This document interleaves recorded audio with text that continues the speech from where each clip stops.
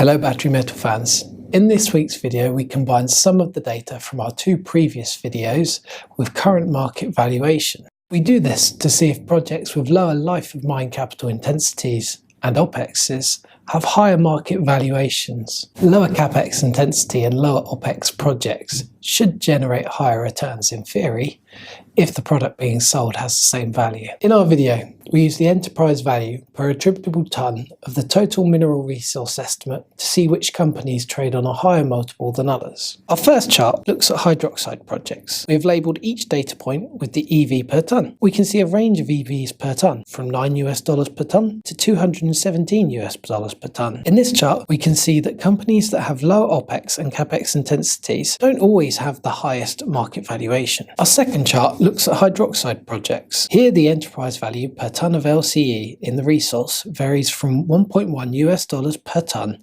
to $539 a tonne. Again, in this chart, the projects with the lower life of mine CAPEX intensities don't always have the highest market valuations. In conclusion, lower OPEX and lower life of mine CAPEX intensity doesn't necessarily get you a higher public market valuation on an EV per tonne of resource basis. Thanks for watching. You can download all our research for free from our website, and you can follow me on LinkedIn and Twitter.